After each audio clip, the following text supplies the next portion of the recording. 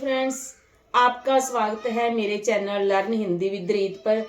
पहले हमने संज्ञा और सर्वनाम विषय के बारे में पढ़ा था।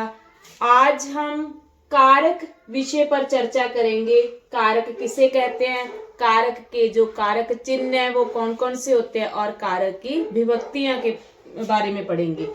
परिभाषा देख लेंगे। पहले हम संज्ञा या सर्वनाम का वाक्य के दूसरे शब्दों से जो संबंध होता है उसे कारक कहते हैं। संज्ञा किसी का नाम, सर्वनाम जो संज्ञा के स्थान पर प्रयोग किए जाते हैं शब्द वो क्या कहते हैं, सर्वनाम। मतलब इन शब्दों का, दोनों का, संज्ञा या सर्वनाम का, किसी नाम का या सर्वनाम वह जह, इनका जो वाक्य के दूसरे शब्दों से संबंध होता है उसे कारक कहते हैं। दूसरे शब्द मीन्स जो हम वाक्य के अंत में क्रिया लिखते हैं, क्रिया जिसमें ना आ जाए वो क्रिया।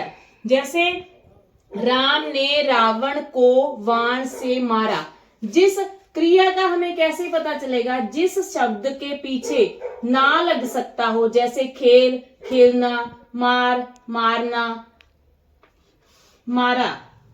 राम ने रावण को बाण से मारा। राम क्या है, इस क्रिया का कर्ता,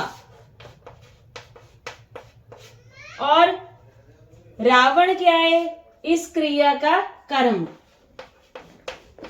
बाण से मारा, जिस साधन से कोई काम किया जाता है वो क्या है, करण कारक। मारा क्रिया का ये है करण।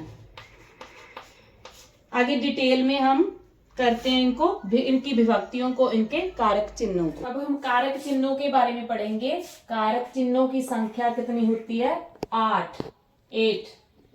कर्ता ने, ये कारक है और ये इनकी विभक्तियां या चिन्ह है। कर्ता ने कर्म को करण से संप्रदान के लिए या को अपादान से संबंध का, के, की या रा, रे, री अधिकरण में पर संबोधन है ओ। अब हम इनको उदाहरणों के साथ पढ़ेंगे। जैसे कर्ता कारक को हम कैसे पहचानेंगे, जिसमें ने आ गया, जहाँ क्रिया का प्रभाव कर्ता के ऊपर पड़ता है। जैसे राम ने किताब पढ़ी,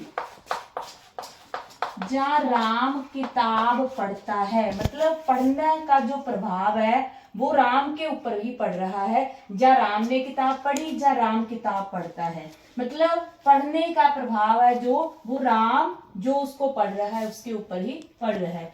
अब हम कर्म कारक का कैसे पता चलेगा हमें, जिसमें को विभक्ति लगी हो, जहाँ को चिन्ह लगा हो। जैसे राम ने श्याम को मारा। अब ये क्रिया का कर्ता हो गया और ये क्रिया का कर्म हो गया, जिसमें को विभक्ति आ गई वो क्या है, कर्म कारक। आगे से, करण से, इसमें भी से लगा हुआ और इसमें भी से लगा हुआ। इसका अंतर हम समझेंगे कि करण कारक को हम कैसे पहचान सकते हैं, अपादान कारक को हम कैसे पहचान सकते हैं। अब करण कारक क्या है, करण जिसमें कोई काम किसी साधन के द्वारा किया जाता है, जहाँ किसी साधन से काम किया जाता है। जैसे उसने राम को या श्याम को बाण से मारा। जहाँ ये इजी एग्जांपल ले लेते हैं हम। बच्चा कलम से लिखता है। ये कलम क्या है, ये एक साधन है। मतलब कोई भी काम जिस साधन से किया जाता है वो कौन सा कारक होगा, करण कारक। अब हम देखेंगे चौथा संप्रदान कारक। संप्रदान कारक में के लिए या को, मतलब संप्रदान कारक में की हम पहचान कैसे कर सकते हैं, जिसमें के लिए कोई काम किया जाता है। जैसे माँ बच्चे के लिए खाना बनाती है।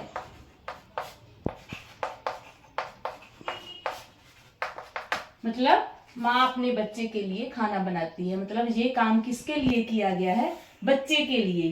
तो कौन सा कारक हो गया, संप्रदान कारक। जहाँ को भी विभक्ति इसमें आ जाए तो ये भी संप्रदान कारक होगा।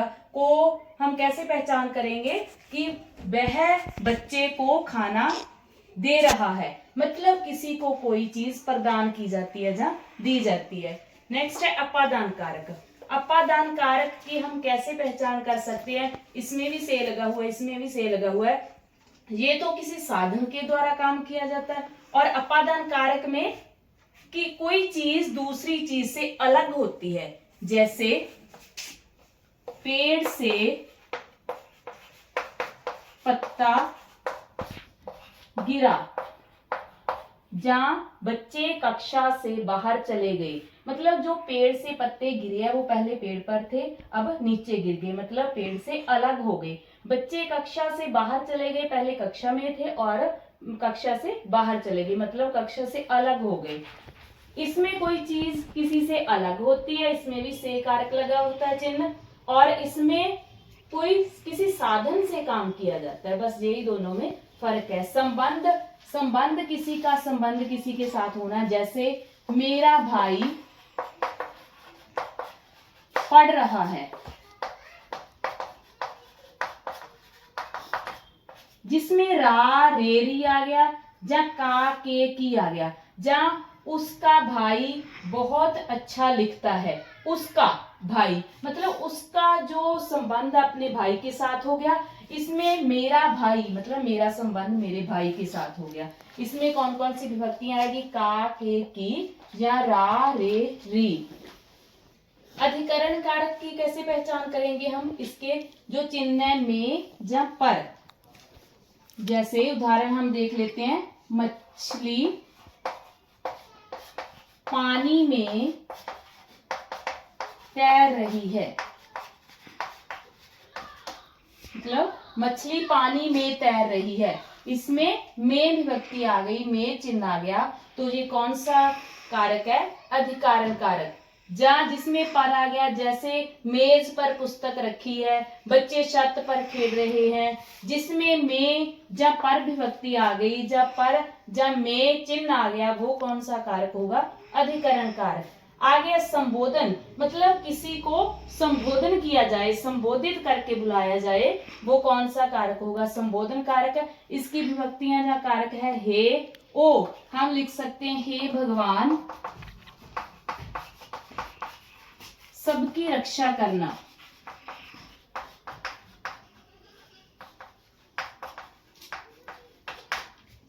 जहां ओ बच्चों इधर आना, मतलब हम इन विभक्तियों से इन कारक चिन्हों को पहचान सकते हैं और इन उदाहरणों के साथ उदाहरणों के द्वारा समझ सकते हैं। कर्ता ने कर्म को करण से, संप्रदान के लिए अपादान से, संबंध का के की, अधिकरण में पर, संबोधन हे ओ। उम्मीद है कि आपको ये वीडियो अच्छी लगी होगी। अगर आपको कुछ भी थोड़ा सा भी समझ में आया तो वीडियो को लाइक कर देना और चैनल को सब्सक्राइब कर लेना। Thank you.